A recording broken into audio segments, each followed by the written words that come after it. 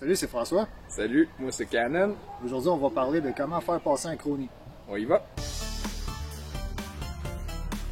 Capsule gros bon sens. Alors, Canon, qu'est-ce qu'il faut savoir quand on va passer un chrony?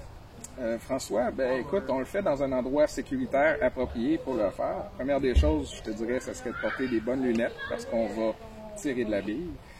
Deuxième des choses, au niveau de la sécurité, idéalement, les gens, on apprécie quand ils arrivent avec un barrel plug, qu'ils n'ont pas de magasin dans le puits de leur jouet, qui sont aussi sur le safety pour ne pas pouvoir tirer. Pour ce qui est du magasin, idéalement, ne pas arriver avec un high cap parce qu'on va utiliser les billes pour passer le chrono, les billes du terrain. Question de standardiser les choses. Puis, donc, idéalement, si vous arrivez avec un high cap, ça va être compliqué d'ajouter nos propres billes. Si vous avez des mid cap, c'est beaucoup plus facile d'en rajouter. Si jamais vos mags sont complètement pleins, c'est possible de tirer une petite rafale pour faire de la place pour utiliser nos billes. Alors, pourquoi qu'on utilise des billes qui sont fournies par l'organisation plutôt que nos propres billes? Ben, c'est question de standardiser les choses. Anciennement, la majorité des terrains faisaient le chrony avec de la point 20. On essayait de tirer de la point 20 environ à 400 pieds secondes. Maintenant, la majorité des gens utilisent des billes plus lourdes pour éviter que les billes aillent partout avec l'effet du vent et tout ça. Donc, nous, on a décidé de standardiser tout ça. On utilise la point 28 pour ce qui est des jouets d'assaut.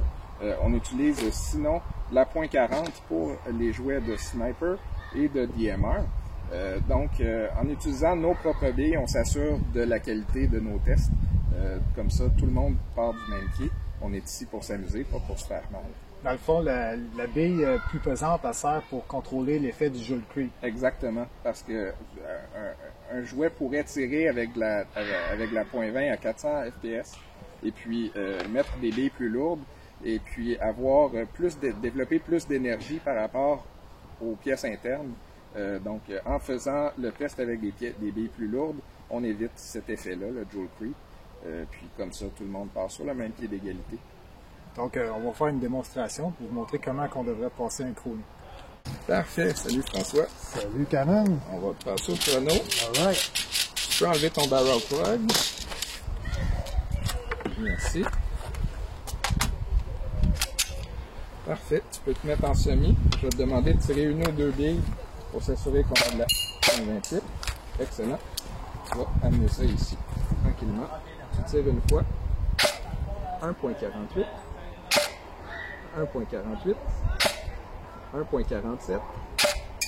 1.46. Excellent. C'est bon. Jouet, on passe au chrono. Enlève ça. Tire une ou deux billes. Voilà. Tu peux remettre ton barrel plug. Félicitations. C'était François Et Canon, pour la JPAC on est au Phoenix. à Homestown. Capsule gros bon sens.